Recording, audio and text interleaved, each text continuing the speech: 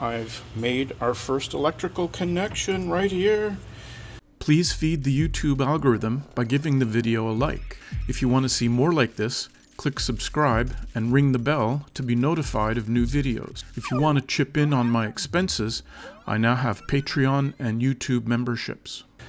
Into the breaker, and thanks to Jason, my eagle-eyed friend and expert EV builder, he said we were using the wrong die in one of my earlier videos to clamp onto the 2-aught cable, and we should be using the die that's marked 70 because 2-aught is 70 millimeters rated.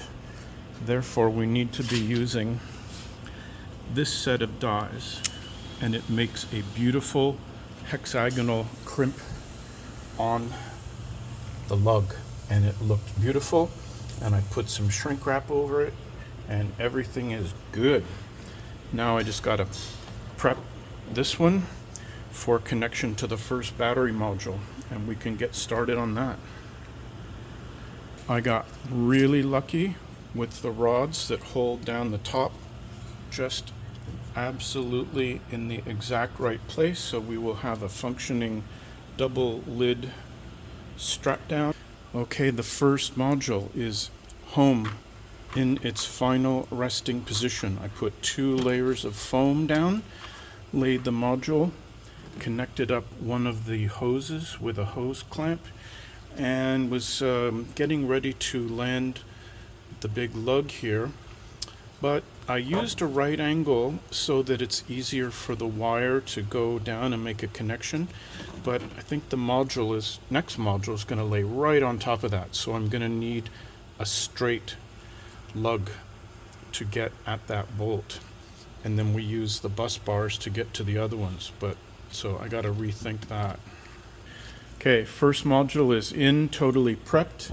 I've got the hose ready for the second module and the bus bar ready for the second module.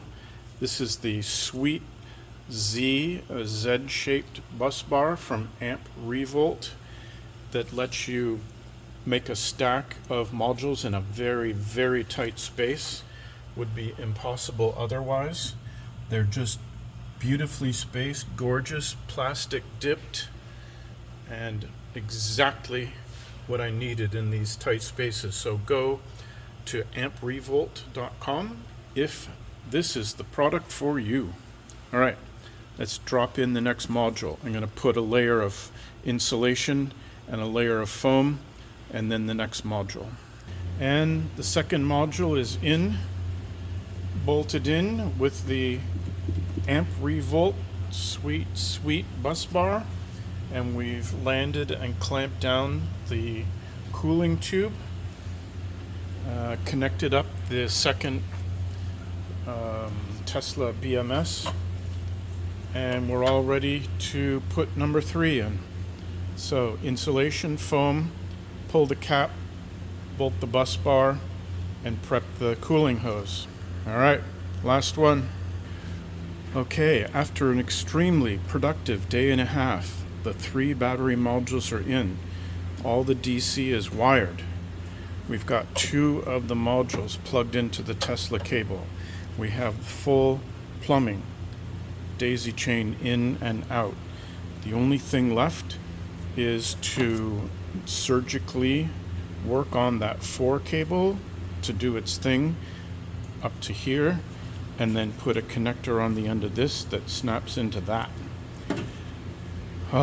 That was a very, very productive day and a half, but it took weeks of preparation to get to this point. So just wait for the payoff for all the hard work.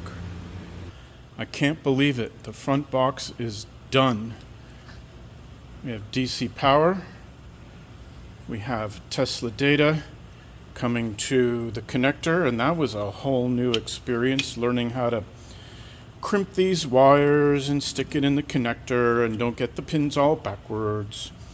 We have a full plumbing loop which goes to the back, and we have the hold down bars which also act as cable routing for the Tesla data.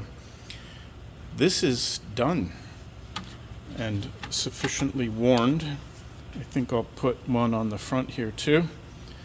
That'll be the last step. Well, I just put a connector on this end of the wire, clicked it in place.